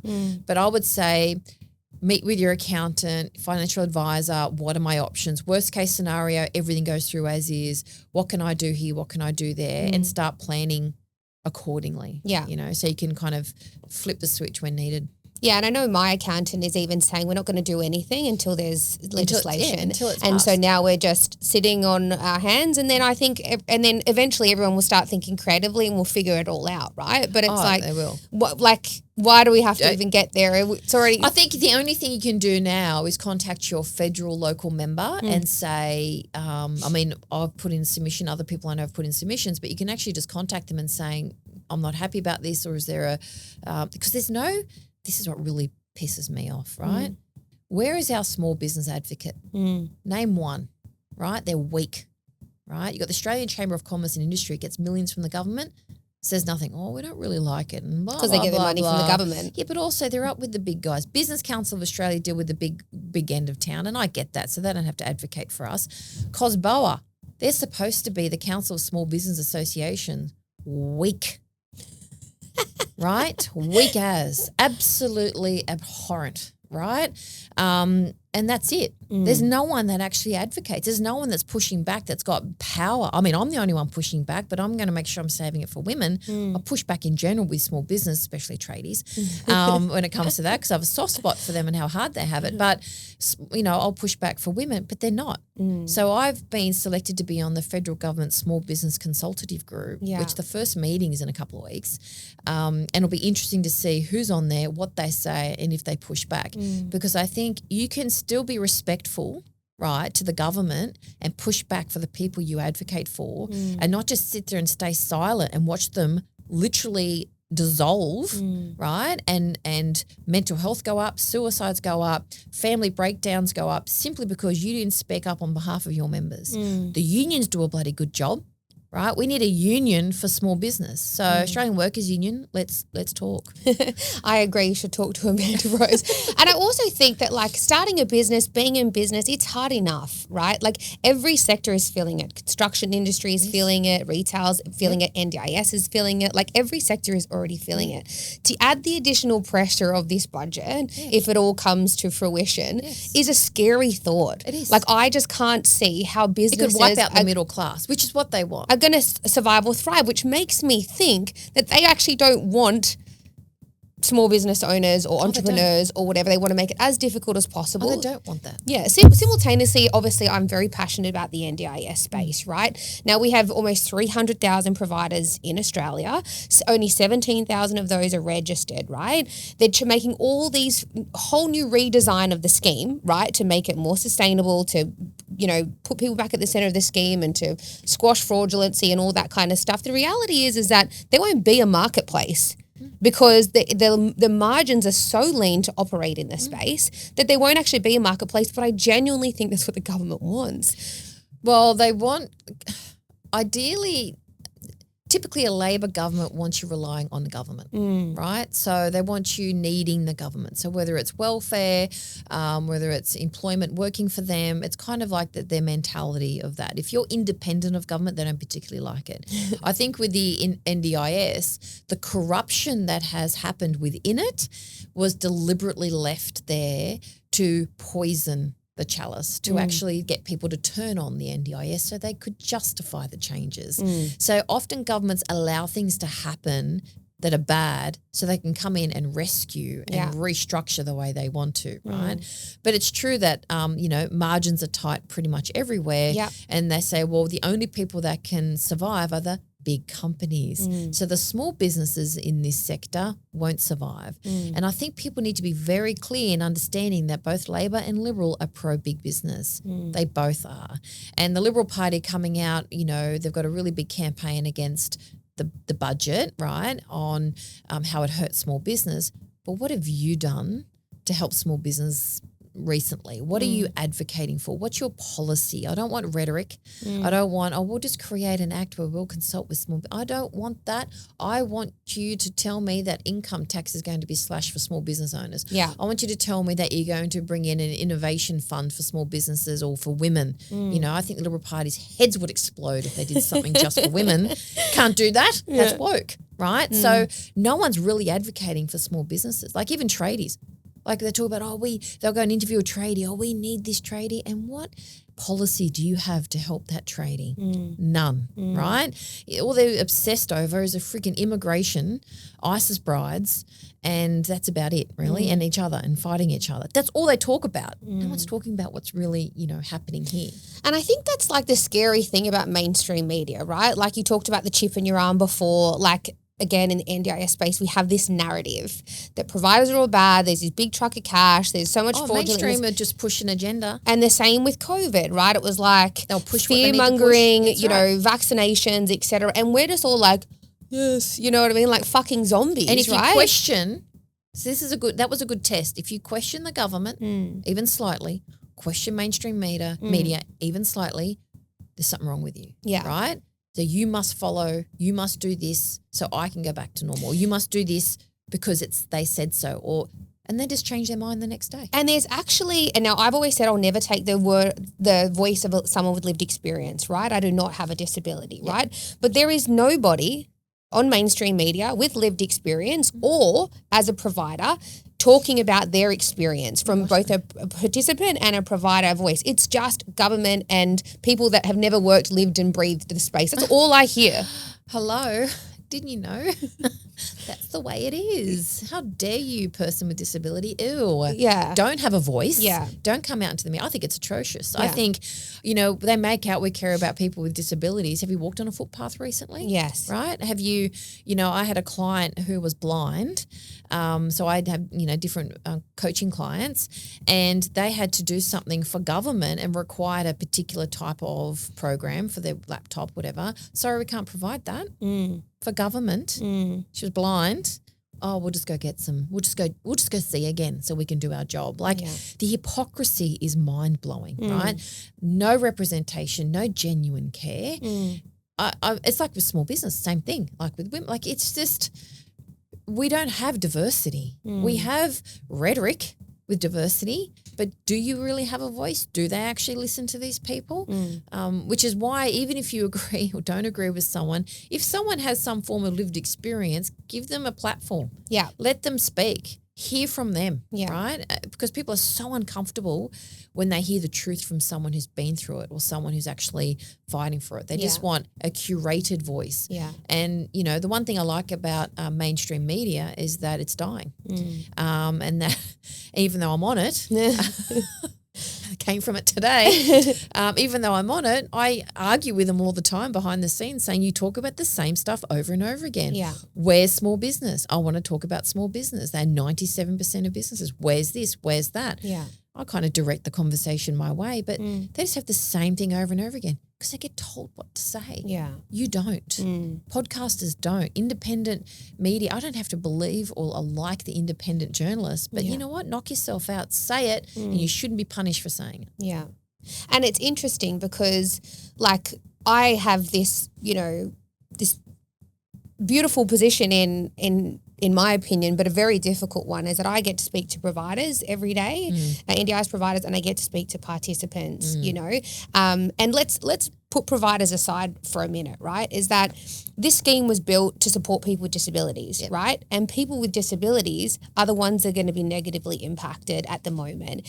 And nobody's talking about that, is that I get a call every single day from participants or anyone that with lived experience that I speak to every day going, what's going to happen to my funding? How am I going to be able to shower in the morning? How am I going to get access to the community? What does this mean for me? Because all they got is a public announcement that this is what's going to happen. You're going to get slashed community access funding. You know, you're going to have to, 300,000 people are going to be removed from the scheme, et cetera, et cetera, et cetera. And they're thinking, well, what does this mean for me? I know. And then they just have to wait and wait and just stress. And they're stressed and they're. And a lot of people aren't even getting the funding they need now. This is their life. It is their life. Like this is their life, you know, and I just think like, why aren't we talking about the impact that it actually has on them? In 2013, we decided to roll Sounds out to me, young lady, that I think we need to train you up to be an advocate and get out there and get yourself a movement. Yeah. Because nothing scares a politician more than someone who doesn't care. Yeah.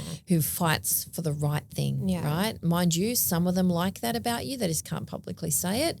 But I say we need, if anything, this is a call for people to speak up and work together and advocate.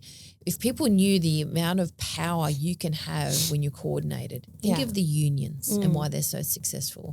Coordinated power, and that's what people need to do. Yeah, right. And I reckon you could lead something like that. Yeah, I think so too. And look, that's kind of where I'm at. I'm kind of sick and tired of being sick and tired, right? And the whole reason why I started Zoomly was because there was people couldn't get access to transport. The aged and disabled couldn't get access to transport, and I thought enough is enough. Someone needs to do something about it. And then it was like, well, if no one's going to do it, it's going to have to be me, right? Literally why women start businesses, right? And that's how I feel now. It's kind of like I could basically blow everything up, you know, but actually have an impact. Or just create an NDIS association.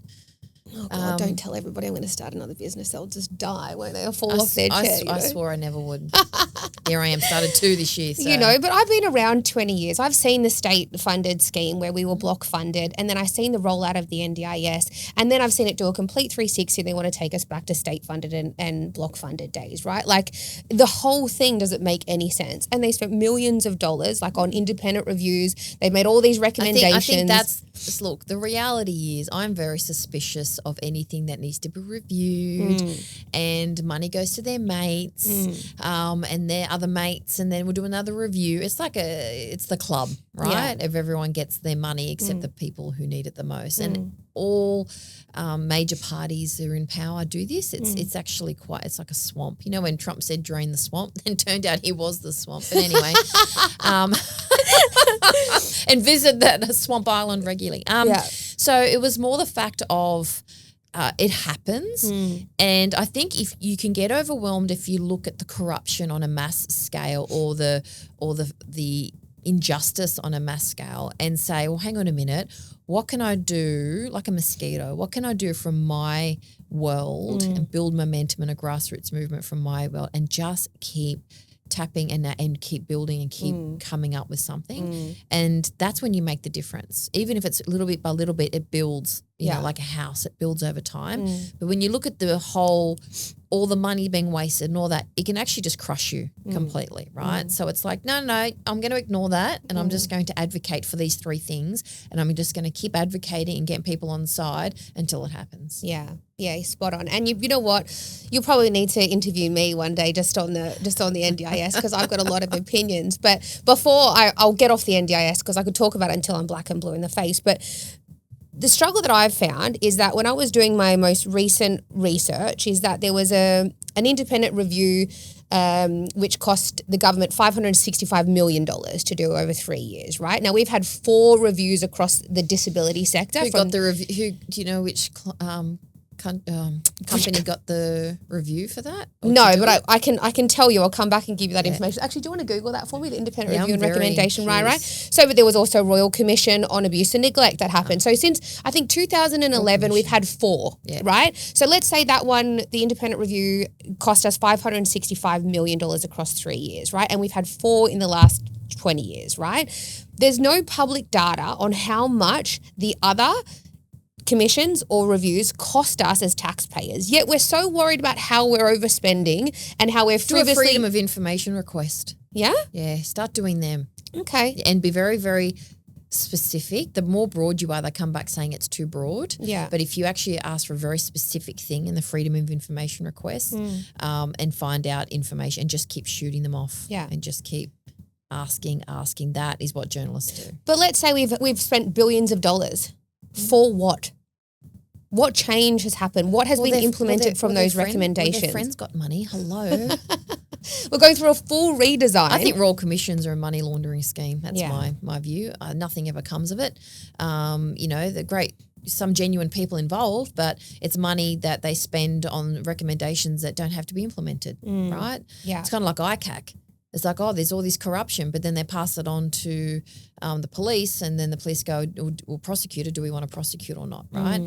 And I'm like, well, hang on a minute. This is like, just in general, people assume a Royal Commission is going to fix everything. It doesn't. Yeah. It's just a lot of our money going down the drain. Yeah. What we need is to actually implement the stuff we already have, implement the things that have already been Or just the 3 things that are going to have the most major impact. Yeah, exactly. Like there was, 26 recommendations and 111 actions or something that came from the independent review. A lot of them, 0 of which have been implemented. Or they say they're going to, but we'll do it after the next election. Yes. Or I think again, it was like when I did research, now this is AI research, so there might be some, might not be accurate, but I think it was like the government actually implements about 25% of what actually comes from an independent review. Ones. Exactly. The ones that are probably already being implemented. Yeah. So it's like, did what's you find the out point? Who did the review? It was a expert panel co-chaired by Professor Bruce Bonney-Hady and Miss Lisa Paul. All right. We just got to follow the money. You got to follow the money. You know what? That is, can I just say, follow the money is powerful in every aspect, whether it's to get money for yourself or to find out where it's been spent and question it. Yeah. And I am very much, I pick a handful of things I'm a broken record on when I talk about, well, where did that go and what's happening with that and why is that person doing that? And that irritates the politicians. But it also just feels like, why should we have to? We should just trust that it should, if you're going to make everything else. The trust word. If you're going to make everything. That'll go.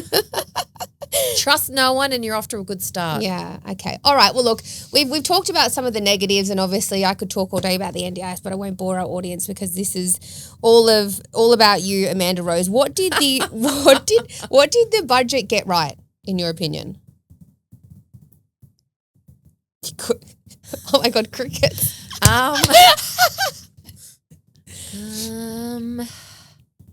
What did it get right?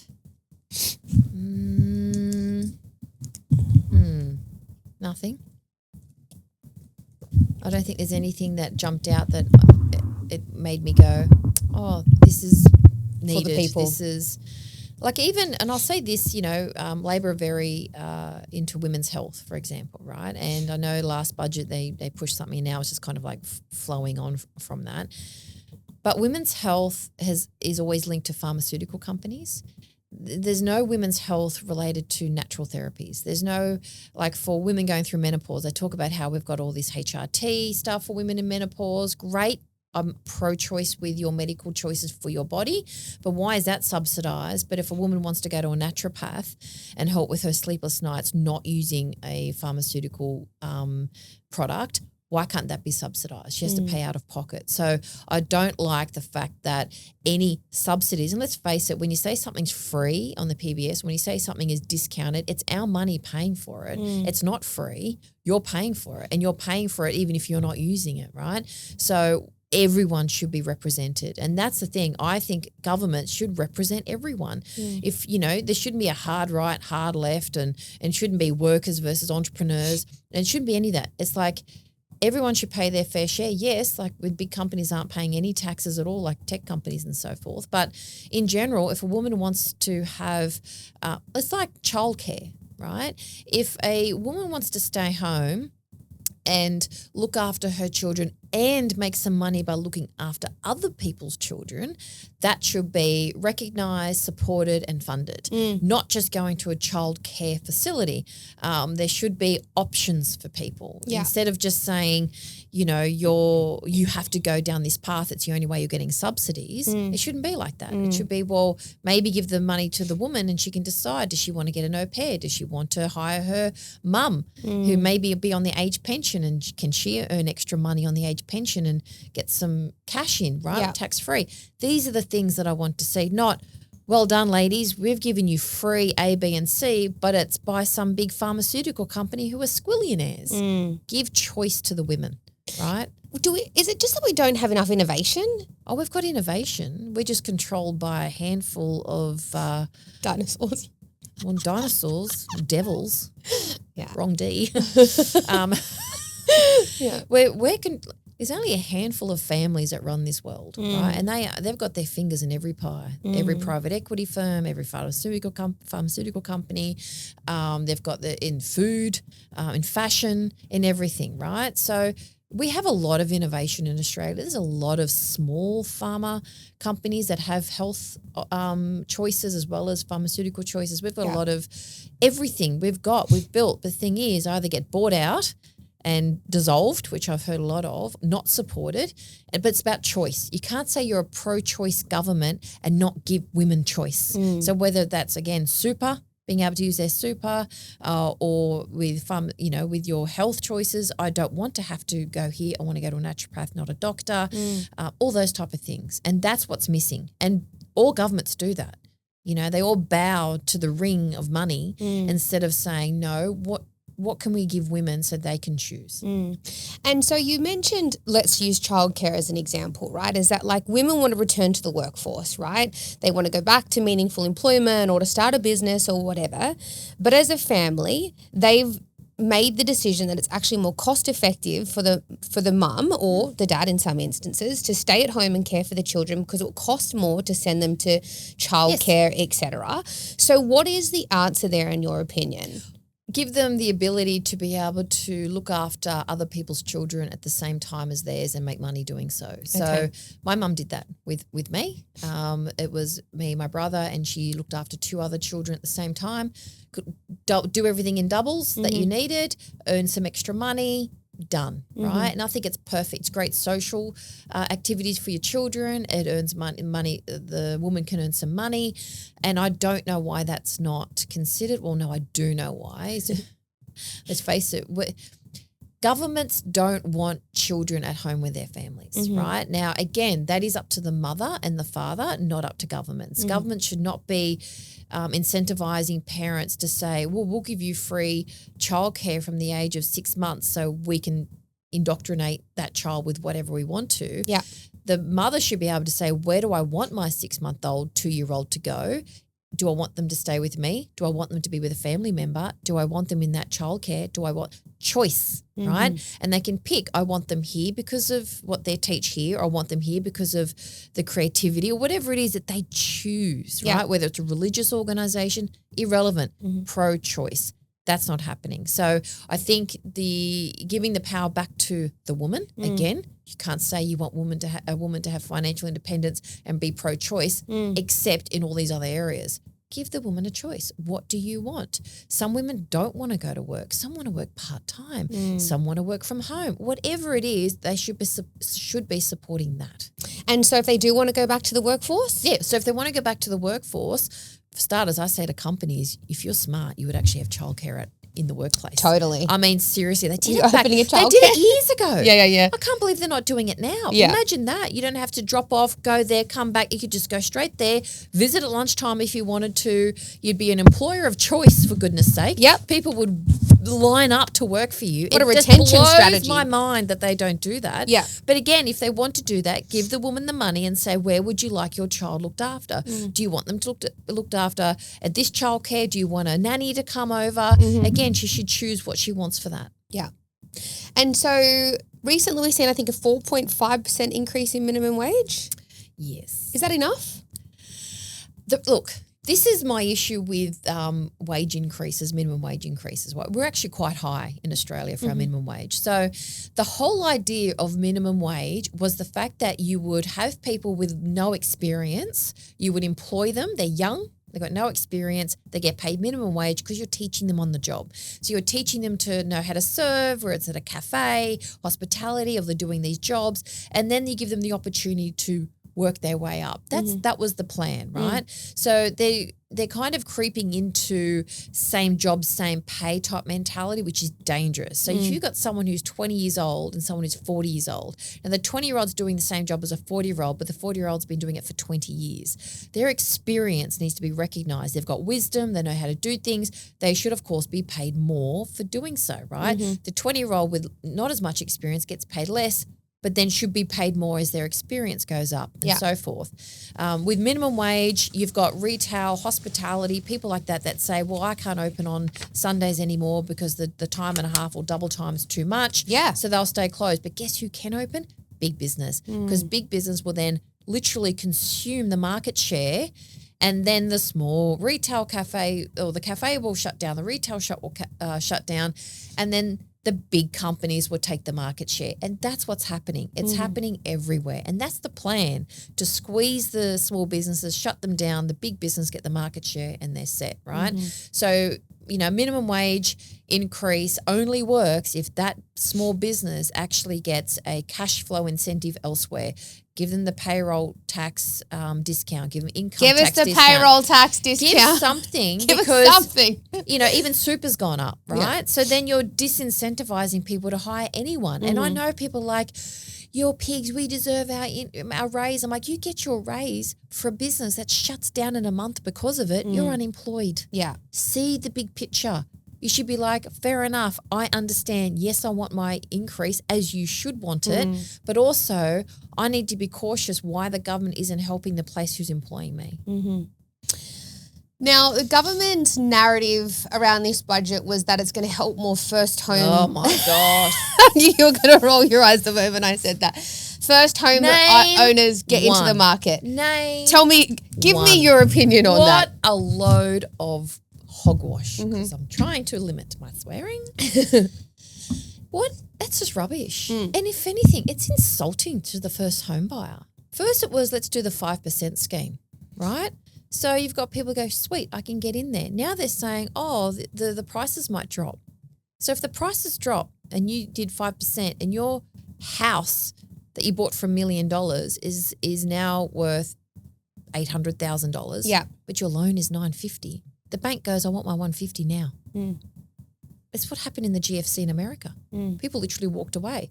Well, you won't walk away here. The banks will just repossess it and sell it, right? So that's going to hurt them if the prices do go down, because they said that it'll go down a little bit.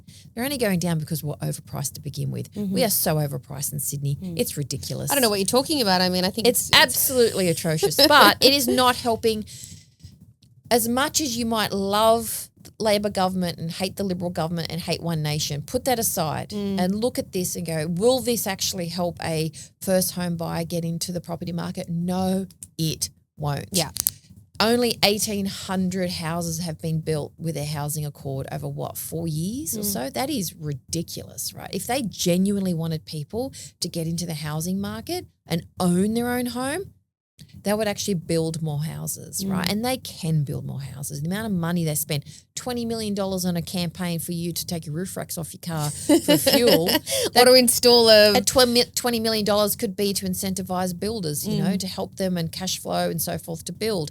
So, no, it's not helping them at all.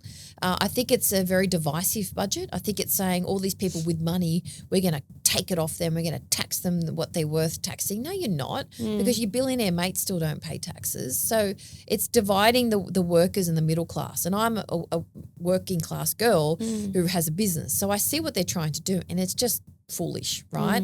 So if they genuinely wanted first home buyers to get into the market, they would have built a lot more houses. What they're adamant of building is build to rent. And build to rent is, again, owned by institutional investors. So guarantees you a rental, yes, but guess what? In the future, it's still commercially owned. They can put up their rent. So you're stuck there. Will you ever be able to buy your home or your own apartment? No, you can't. So no, it's no way at all is it helping anyone get into the market. And so the Australian dream is to, well, you know, historically the Australian dream is to own your own home. Yes. Do you think that dream is changing? No, the dream is not changing. Our ability to get the dream is somewhat a nightmare. But no, and I think it's dangerous that people are changing that narrative or changing that. No, the Australian dream is to own your own home and to be independent of government. That's how it should be, right? And the governments should want that. People should want that, right? Government is there to help with structure and to help the people that are disadvantaged that need to be looked after. I understand that, and that is what taxes are for, right? But the Australian dream should be that you have choice, that you own your own home. The man's house is his castle. From the castle, that's what the Australian dream is. Yeah, right. To own it and to be able to choose to raise a family or not, or have whoever you want living there, but you can support yourself, you can support the people you love and around you, and you can live a peaceful life. At the moment, everyone is frantic. They're in debt. They're working 2-3 jobs. They don't know their future is uncertain. And when you think about it, what a perfect storm to control the decisions of people when they're that distressed.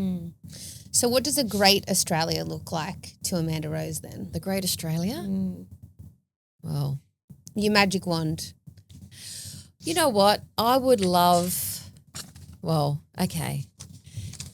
would want this country to be led by a Christian leader, by a godly man. Or woman.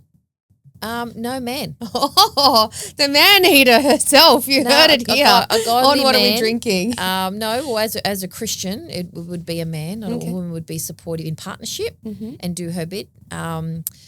But does that not contradict what Amanda Rose is all about? No, not at all. I think a woman can do what she wants. If she wants to lead, she can lead. But as a Christian, biblically, women aren't to be ministers or pastors or anything like that. They're not to lead other men. They're to lead other women, right? Which is why I don't lead men.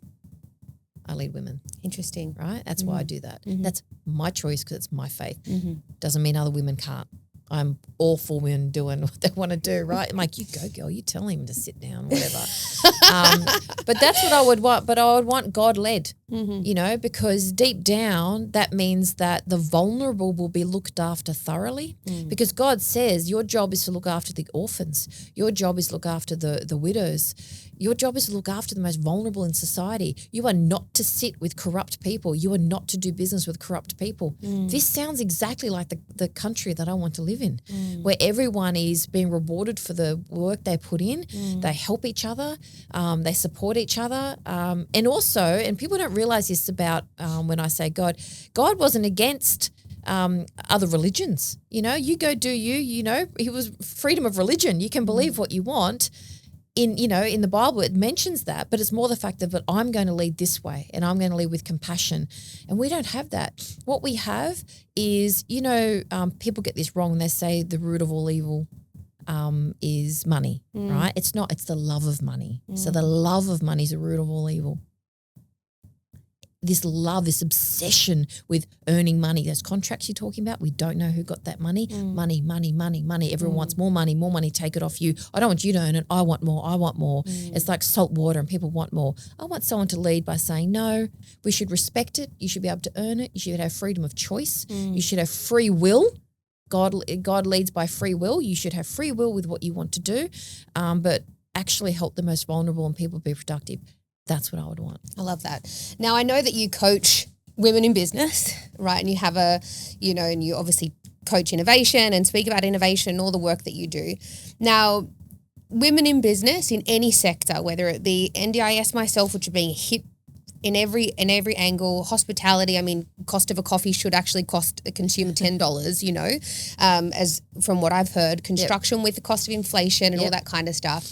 What do you say to the women that you're coaching right now in order to continue for them to just keep getting on? Cut out fluff. Now is the time to be don't be consumed by anxiety. Don't be consumed by entertainment and silly things. Really cut to it. Like, be brutal. Be ruthless with yourself, right? So you can still be kind and compassionate to other people and help them, which is great, but be ruthless with yourself. Just think to yourself. And I remember someone told me this years ago when they ran a business. They said, every day I would say to myself in the morning, how much money am I making today?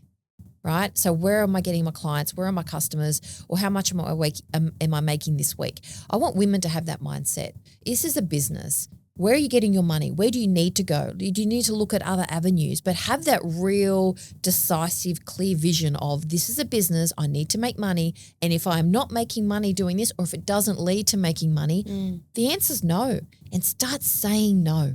Say no. That makes me feel sick. Right? Like, my number especially when you're in a person-led business, like, you just want to love on people, right? Oh, like, I am the queen of no. Yeah. Right? And the thing is, there's nothing wrong with saying no, because the more you say yes to things that pull you away, guess what? You can't actually deliver on the ultimate goal of your business, which is to help people. So you need to say no to the things, usually to those that are pulling at you, but you can't really add value. They just feel good around you, or they're picking your brain, or whatever it is, or it's a time waster. But you need to start saying no more, right? Forget this yes crap. Say no, go with your gut and say no for 6 months between now and the end of the year. I'm just going to focus on building what I need to build to be able to deliver. If you're pulled left, right and center, you cannot be successful. Another one then. So there'd be lots of women that are going from startup to small, small to medium, medium to large, right? And those transitions can be really difficult. Yeah. Now, a good example of that is how, when I started this business, I was involved in all the decisions on the front line and was, knew everybody and had all of the connections and all that kind of stuff. And as you grow, that changes. There's people in positions and, you're not having to wear the finance hat because you've given that hat, and the marketing hat goes here, and so on and so forth. But that can be really difficult for a founder, particularly a founder-led business. Yes. What advice would you give to women going through that transitional stage change? From founder to CEO. Yes. Yes. Yeah. It's hard because the fun part is being the founder and the entrepreneur and so forth. And to be CEO is a very big shift to do that. The one thing I would say is, you don't have to let go as much as people say that you do, right? Don't micromanage, but you don't have to let go. So I believe in doing it gradually, one thing at a time, one person at a time, one department, one role, whether it's contracting out, it's a good start before you employ and so forth. But then have your regular catch-ups, right? So be accessible when you need to be, but also have like your Monday whips, right? I believe in bringing everyone together for 5-10 minutes. I know one thing in the construction industry and infrastructure they do really well is the stand-up meeting, because no one waffles in a stand-up meeting, right? And it's great. It's like you can see when people get antsy as well. Yeah. But lead. This is the agenda. What's happening here? What's happening here? Do that. How about that? Do that. Do that. And if people need one-on-ones, fair enough. That's separate. But so everyone knows what everyone's working on. It saves a lot of time, a lot of hassle, but have a vision. They need to know what your vision is. They need to know where you're headed. Be very clear on that. At the same time, encourage, what do you think? What do you think? Be decisive. What do you think? I like it. And then they'll have that ownership of what they're doing and what they're building, because when they don't, they kind of slack off or they just don't care, or fair enough, right? But it's one at a time. Don't try and build too fast. Learn as you go. So if it's finance, I say don't outsource it unless you know it. So, understand HR policies and law before you hire your first person, or get an HR advisor. Learn from them. Ask them questions as you do things.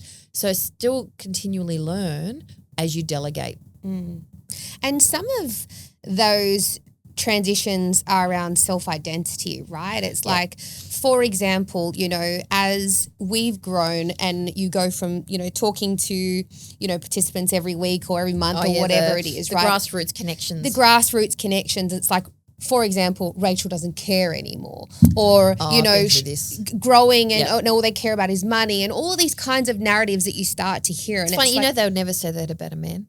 but they'd also never say it to my face, which makes me. I'd love to be able to have those conversations. You know, I know, but it's like it's you know that you're doing good things. It's like, you know, at the end of the day, my role People is just impact. don't like change. Yeah, Rachel, it's nothing to do with you. They just don't like change. They like the comfort that you were there. You're at these events. It's the same with me. People literally expect me to be at every single event that I run. Yeah. Every one. Now, I feel bad that I can't be. Right? Of course I want to speak to them. Of course I want to speak to all the women and the young girls, but I pick and choose which ones I can actually attend to make sure that it has an impact, a positive impact for them. I want to still talk to people, but it's exhausting. So I've still got to run the business or businesses and still got to get out there, and I've got to do, and I'm responsible for a lot of things others aren't. But, you know, a lot of people would say that, oh, how come she didn't turn up? I'm like, well, would you say that to a male CEO that didn't turn up to your networking event or didn't turn up to this program or didn't come and say hello? No, they wouldn't. It's because we are everywhere when we first start, which is a big part. A lot of the men aren't. And people like us and they get that connection, that personal and I understand that. That's where our grassroots people. It's what we do. But you've got to be comfortable being hated by a handful of people that misunderstand you and your vision and what you're doing. You don't need to justify it. You don't need to defend yourself, because your big picture is to help as many people as possible. And if that means a handful aren't happy with you, so be it, because the majority are, because they're benefiting from your business, from what you're doing. I love that so much. And there's something in that, because I think, I mean, I hope that everyone experiences, but I know particularly as women, I mean, a Cancerian like myself who's emotional, right, feels everything, is that like we will really take on the minority, right? We'll say all we hear is like, you know, the negative, right? We've got all these people saying beautiful, amazing, positive things about us. Like, you know, all the people we serve, they've got great things to say about us. And this minority of people, individuals, like our social media warriors, you know, that want to tell me that I've got more filler than a project car or some shit like that, right? That's what will keep me up at night. And so how do we manage that? Like, as in, try and take on more of this rather than always going to the negative or the minority. Is there something that you do? I mean, you would get it all the time, right? I know that you share and you laugh about it on your social media, right? But I don't know, like I don't know if it like hits you, or there's something you have to, like some practices that you have to put in place to keep yourself like safe and protected. It depends on your personality and also that day as well and how you go. I usually like to see this, I pick victims, right? I'm like, aren't we a brave little boy today? I'm in a mood. Let's parade you around social media to remind everyone why you shouldn't say that. So essentially, this is how I like to approach it. The positive ones I take calmly. So people can get quite emotional, as you would know, when you help them, right? And they're like, you've changed my life, or these things. And I'm like, thank you. That's very kind of you to say, you know, I'm glad that happened. That's me. I don't get excited over it. I actually think, good, because what I'm doing, that was my job. I wanted this to happen. So I'm like, thank you. And then on the flip side, when people are negative and angry and so forth, I'm like, that is sad. You know, like they always go for your looks when they can't antagonize you any other way. Or your integrity. It's like screenshot block. Yeah. People need to block more, right? Don't leave. You're not Coca-Cola. You don't need it on there with a social media manager. Block, right? Now, what I like to do is I like to respond, make sure they see the response, and then when they go to respond to my response, then block them, right? Because then because you know you've ruined their life because they're frustrated because they can't get to you, and sometimes they go to my website and send me something, right? But also just think of this. Their toxic comments is infiltrating your social media post, right? Think of the other women reading that. So don't even think of yourself. I need to curate my world that is safe for other women. So that's why I actually block a lot of things. I can handle it. You're weak. I don't care, right? When someone's misguided, I usually correct them to say, actually, I've corrected a few people. No, I meant this. Like, okay, fair point. So when I know it's a decent rebuttal or something, but when it's an abuse or something like that, I just delete it and block them so they can't do it again. There is no value in having them on there, but it makes other people uncomfortable following you. That's what you should be worried about. We should be worried about everyone else that's looking at it and go, no, I want a safe space with what I'm talking about. If you want to have an argument with me, email me. Right? And they do, right? And that's fine. Often it doesn't make sense and they're very emotional and very, but those that do make sense, fair enough. I respect that, but the abuse, not block it. Yeah. So I like to stay neutral, emotionally neutral as much as possible, not too high, not too low.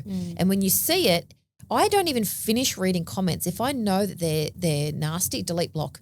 I don't read it. I don't even finish it. I've even commented on some and said, I'm not reading all that. Like, it's just, don't think just because someone's asked you a question, you have to answer it, or someone's made a comment, you have to respond, digest it, think about it. And we are in control of our thoughts. Yeah. Think of the power we have just sitting here, right? We can choose to believe it or not. And it's funny. It's our choice if we want to believe the negative and not believe the positive. That's 100% on us. Let's choose to believe the positive and ignore the negative. Yeah. And we have to train ourselves in doing that. Totally. And I also, because a lot of founders come to me with the same issues, and I'm like, when they're disgruntled or they're unhappy or whatever, particularly if they're a consumer, they only see their peripheral. Yes. So what's happening in their world, their experience or whatever. And you might be doing everything in your power, talking to this person, understanding this, doing an investigation, whatever it is, right? But they do not see that as the consumer, right? Or as just as an individual, most people don't look outside their bubble. Yes, they're just like narrow, right? All they can see is their, narrow focus on what's happening. The other thing I also say is that we never ring Telstra and be like, you know what, I just wanted to let you know that my 5G's been fucking amazing this week, right? Thank you so much, right? Like, it's people just only look, customers and clients, when they're unhappy, I always stop and you instantly kind of get a bit defensive or what's going on because you're a genuine person, but you need to stop and go, what's going on in their world? Yeah. Because there's always something going on, right? Totally. So, mine is benefit of the doubt first when it's a customer or a client and then deal with it accordingly. So, look, I totally get it. Diffuse the anxiety and the angst and the emotions. Look, I totally get it. Let's look into it. Let's find this and let's find that. And then that would get rid of 90% of them. The other 10% just love a good fight. They really do. And you're like, this is not going to work out. And just say, look, this is obviously not working. I recommend that we part ways amicably and you find someone else. Yeah, beautiful. I've got a couple of quick fire questions for you. What's one opinion you hold that gets you into trouble? And I'm sure that there's a few, but you can only give me one. That gets me into trouble. Almost everything that comes out of your mouth gets you into trouble, doesn't it, Amanda Rose? But it turns in trouble with who? Because as long as I'm right with God, I don't give a shit. That's fine. Okay. All right. What's a conversation Australia needs to have that nobody wants to have right now?